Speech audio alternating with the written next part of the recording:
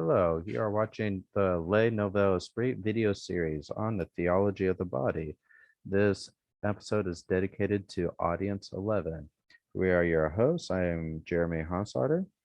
And I'm Guillermo Moreno. So, in this audience, well, I should say in the previous audience, it ended our analysis of original unity. And so now JP2 wants to draw us to the experience of original nakedness, and this is going to take us through audiences 11 and 12. And the first paragraph of audience 13. So let's see. All right, good. All right, so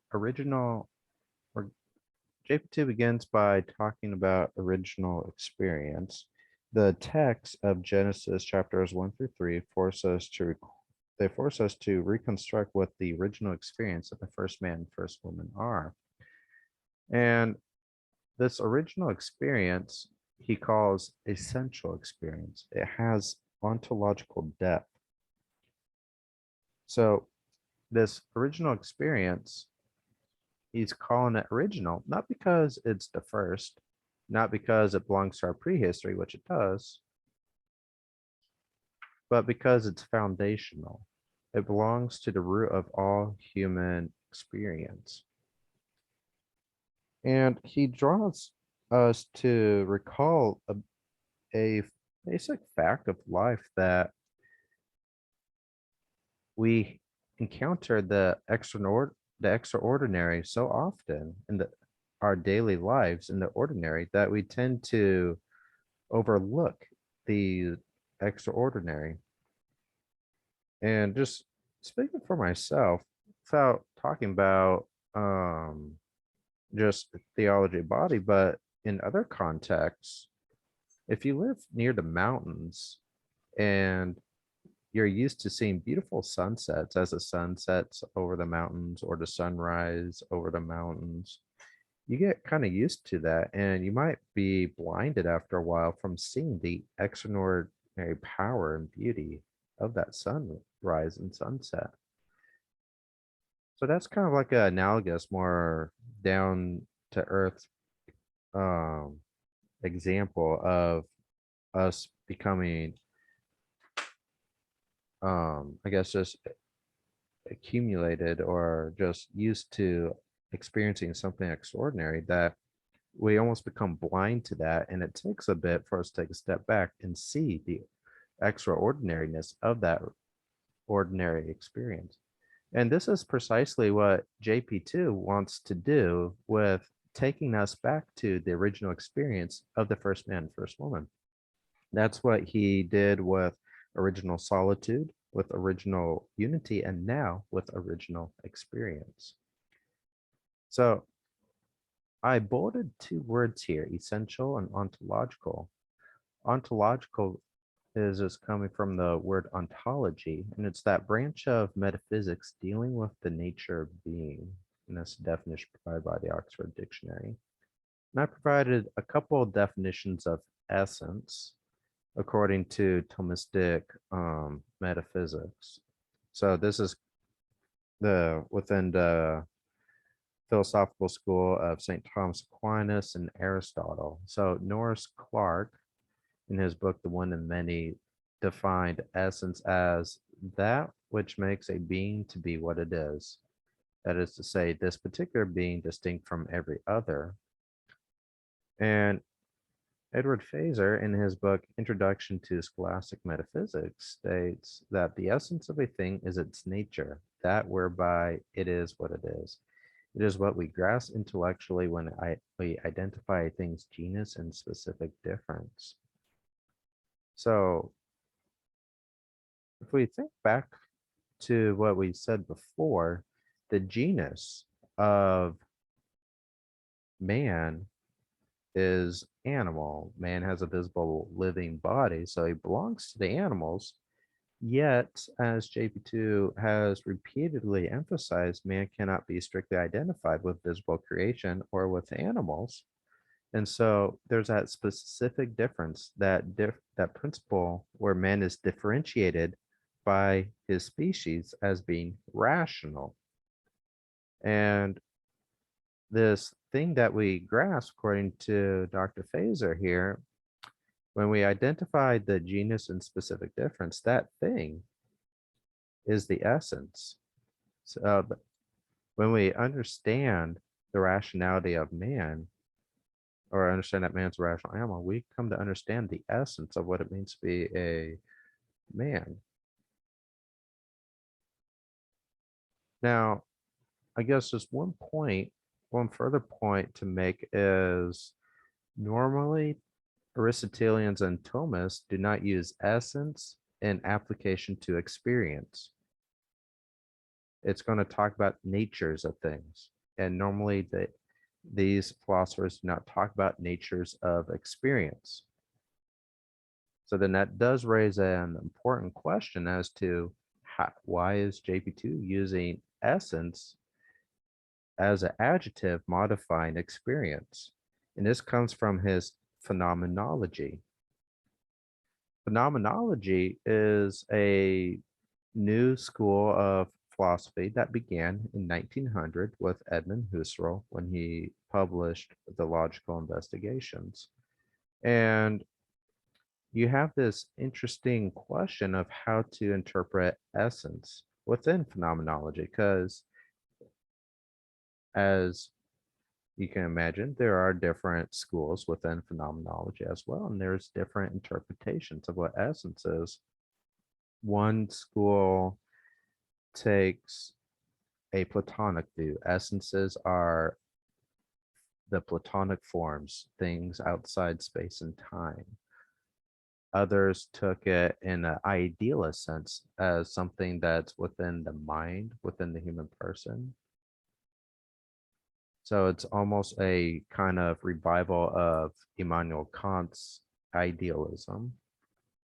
And then you have others that just say essences are essentially descriptive unities that don't really have a bearing on reality. It's just a unifying principle. It's something empirical. And what what we can observe is when we talk about essence of experience, JP2 is talking about the reality of something. So it cannot be taken in as a reductionist manner that's strictly empirical or idealist. So you do have this question of how is he using essence precisely as a metaphysical term? Is he taking it in a Platonic sense, like the realist phenomenologists who followed Plato? Was he taking it in this Thomistic sense? And that's one of those tensions in his thought that it's important to observe. Guillermo, you there still? Yes, man, I am right here, really letting it all sink in because you're sharing about individuals that I'm really not familiar with, Aristotle, Kant. The only thing that I would like to reiterate, you mentioned this a few moments ago. You mentioned original unity, excuse me, original solitude and original unity. I want to reiterate those points, keeping in mind that now that we're on original nakedness, we're building off of those two concepts. So just remembering what those two concepts mean, original solitude and original unity, will help us to understand original nakedness in this broader context. Are you going to remind us what those concepts were? The original solitude, it's man being the only, and I'm botching it, the only one of his kind. Well, man realizes that he is the only one made in the image and likeness of God, precisely because in and through his body, he realizes that. Then original unity is encompasses woman's role in the this creation narrative, in which they are made for each other, literally. Right. I think to add one detail to original solitude to help tie those two concepts together, solitude and unity, is that you had two meanings to solitude. One, man's isolation from the rest of visible creation. He's unique, as you said. But also, man is alone in a second sense that woman has not been created yet. Yeah, And when we have the creation of woman, then we discovered that unity, which JP2 described as this communion of persons. Yeah, awesome. Yeah, thank you for that reminder, Guillermo. absolutely. Good as we work through this to keep in mind these fundamental concepts. So, original experience then includes everything we just said about original unity and original solitude. And now JP2 is going to add on original nakedness. All right. Now, it is possible for us to discover the extraordinariness of this experience of original nakedness precisely because, uh, as JP2 is going to argue, because the text of Genesis here describes in a nearly complete way, that's he modifies complete with the adjective nearly, in a nearly complete way, the unity of the experiences of the first male and first female. All right. And with that, in order to dive into original nakedness, oops, we went too far. There we go. Before I forget, we do have the book here. This is the book where I cited the first definition of essence. I highly recommend this book as a good introduction to Aristotelian Thomistic metaphysics. I did cite a second book by Dr. Fazer, The Introduction to Scholastic Metaphysics. I did not want to recommend it for a general audience because I actually did not think there was a introduction to scholastic metaphysics. It was more of a introduction to Aristotelian Thomistic metaphysics with a mention here and there of a couple other thinkers. So I felt like the title was a little misleading myself. And also the text is a little harder to read. But if you're interested, it is a good work for a point of reference where Dr. Fazer is taking the St. Thomas's philosophy and engaging the school of analytic philosophy, which is the predominant philosophical school, especially here in the United States and also in parts of Europe. Guillermo, did you have anything you want to say about this lovely book?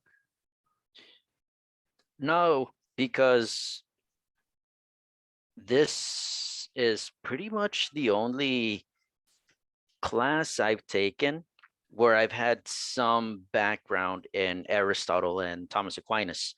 I really haven't had any other exposure to them per se. So I do absolutely recommend this book. I do. All right. Yeah, I guess just one fun fact for the audience. Guillermo and I took metaphysics together, and this was our book that we had as a text. Mm-hmm. Yeah. In fact, it is a standard book that a lot of Thomistic metaphysicians will recommend for our students. It's just such a good introductory work. All right. Whoa, my mouse keeps wanting to double click. All right. So now we want to focus on this verse from Genesis 2. Now both were naked, the man and his wife, but they did not feel shame. So JP2 is going to spend the next couple of audiences talking about essentially this verse and the concept of shame. So the mention of shame in this verse is not something accidental. JP2 is going to argue it is key for understanding or having a understanding of biblical anthropology. And being naked without shame is going to kind of be a key for unlocking the meaning of original nakedness. So this being naked without shame, it describes a state of consciousness of the first man, first woman. Um, it is a reciprocal experience of the body. The man and the woman experience not only their bodies, but the bodies of each other. And so you have this reciprocal experience. And so the masculinity and femininity of the first man, first woman are revealed through the nakedness of the body. It kind of seems obvious. Yeah, masculinity and femininity are revealed through a naked body. But on the other hand, that's precisely kind of the attitude JP2 wants to push it back against because it's something so ordinary. It's like, no, stop. Think about it for a moment. Masculinity and femininity reveal, they manifest the nakedness of the body. They reveal the person as a masculine person, as a feminine person. So, and shame has some role to play in this. Let's move on to the next slide. All right, we did not double click this time. Awesome. So the next text JP2 draws our attention to is Genesis 3, verse 7. And quote, then the eyes of both were open, and they knew that they were naked, end quote. So the opening of the eyes now signifies that there's a new consciousness of the first man, first woman. And this is due to a new situation, a new moment, because they have at this point in the biblical text broken God's commandment. God told Adam and Eve, do not eat the fruit of the tree of the knowledge of good and evil. Well, they decided to listen to a snake for some reason and did so. Personally, if I saw a talking snake, I don't know if my first instinct would be to listen to it. Would you listen to a talking snake, Guillermo? Now, if I am correct, then the actual Greek, I believe, for snake, it's not actually snake, it's Leviathan. So Oh, interesting. it's something like a snake. It does pose a threat to the person who comes across this Leviathan. And this whatever it is, the enemy, of course, it's the Right. enemy. Yeah, Um, it is. Yeah, this no. enemy tries to uh sell Adam and Eve something that they already have. You will be like God, Yeah, the that's true. Leviathan says. Yeah. You'll be And like God, but but yeah, they are already in his image and likeness. So yeah, they attempt to be like God without God. yeah. It is interesting. And I'm glad you brought up that point about Leviathan because Yes. if you really think about it, it's not just like a trivial, oh, hey, look, a garter snake. It's something that's ominous, Yeah, it's something not. frightening. Yeah, it. I wouldn't consider it the thing that Adam named snake. Right, exactly. It's interesting because you think about it, you have Eve is talking to this big scary thing, and where's Adam? Right? Eve is talking to it. Where is Adam? He's supposed to be the man, right? He's supposed to be the soldier, Well, the he's right there. guardian. Yeah, he's right there.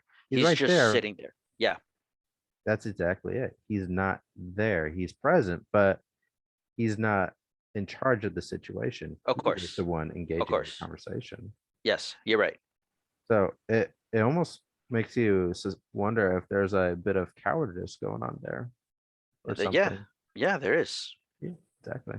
Yes, and I will say that segment that the Leviathan tries to that the snake that the enemy tries to sell to something that they already have. I did get that from Christopher West. I don't recall which book exactly, but yeah, I Okay. didn't come No, up with that's a that. good point. I did not come up with that. He's written a lot of books. I have He no has. idea. Yeah. It's probably good news about sex and marriage, but Hmm, um, that it's probably that one. probably. I don't know. All right. Let's see here. Back to shame and nakedness. Now, I guess one thing we can observe now is because in Genesis 2, they were naked without shame. Now in Genesis 3, the first man and first woman are naked and they have shame. They knew they were naked. So we can draw the conclusion then that shame is a boundary experience between original innocence and original sin. And JP2 now wants to be careful about interpreting they knew they were naked by pushing back against some false interpretations. So it's not the case that the first man, first woman didn't realize they were naked in the state of original innocence. And then they realized that after they sinned. He's saying, no, that's not the case. The transformation of shame indicates that there's something deeper, something more fundamental than just a recognition of, oh, hey, I see a naked body over there. And it's not a question about knowledge, about transitioning from not knowing to knowing. This radical change JP2 wants to focus on is it affects our consciousness, it affects our experience of the body, and it affected us in before God and creatures because the man and woman they go and hide, they make some clothes, and it is going to affect how the male and female, how the man and woman will relate to each other. And so shame then is a very important topic to understand the meaning of original nakedness. And so the task now is to reconstruct the meaning of original nakedness through analyzing this experience of shame. You still there, Guillermo? Yes. All right. Do you have anything you would like to add? No, I don't. Okay. I guess one thing I would like to add is actually this topic of shame from a philosophical consideration. Actually, there's been a lot of philosophizing about shame, interestingly enough. It seems like a rather obscure thing, but if you go into the phenomenological and existential tradition, it was actually a good bit written on. I know Dietrich von Hildebrand in his book In Defense of Purity talks about it briefly for a couple pages. JP2, before he became Pope, as a cardinal, he talks about shame and love and responsibility. I don't, do you remember offhand where that is in Love and Responsibility, Guillermo? I don't. All right, let's see if I can find that. So while I'm looking for that, other sources for shame, there's some interesting passages in the atheist philosopher who's also absurdist. And what I mean by the term absurdist is someone who believes that life is fundamentally absurd. And that is Jean-Paul Sartre, famous atheist. One funny story about Sartre is he liked to take LSD. One day after a bad acid trip, he suffered permanent damage psychologically and saw purple crabs following him wherever he went. Just one funny story about him. But in his very convoluted book, Being and Nothingness, he does talk about shame as well. In fact, we will make reference to that book later on in our video series. because he does there's some concepts in Sartre, interestingly enough, that merit our attention when we come back to it in the relevant time. Now, Because hmm, I just wanted to ask if JP2 ever refers to Sartre. not directly. So that brings up an interesting point, Guillermo, because I think Sartre is a hidden interlocutor. So we talked about in a previous audience how JP2 is going to attack Freud explicitly as an interlocutor, someone he's going to debate with in his work. I think Sartre is a hidden one because Sartre, like Freud, is going to have a very negative view about man, humanity, and sexuality because for him, life is absurd. That's literally how he thinks about life. Life is absurd. And the theology of the body, in a very serious way, challenges that by describing the inherent meaning and dignity of the conjugal act, of masculinity, of femininity, of the human person. It's a great antidote to someone like Sartre.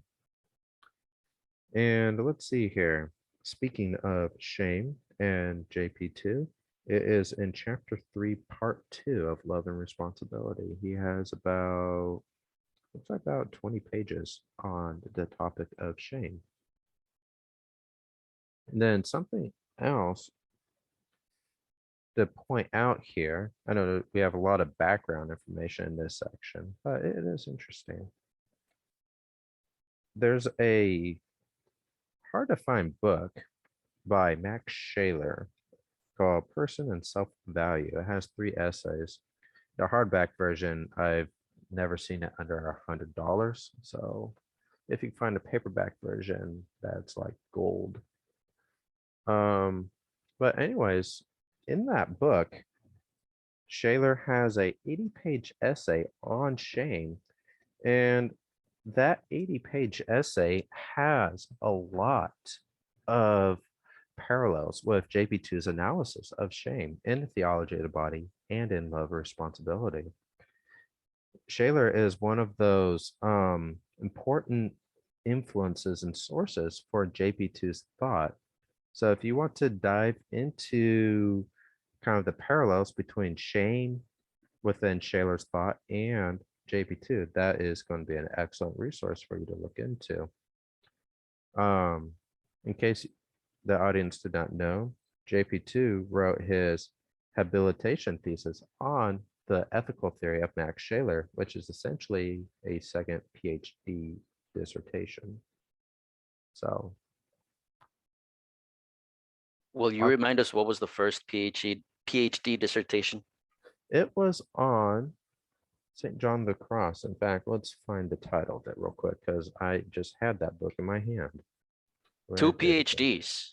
No, it's one PhD. In the European system, you essentially had to write 2 dissertations.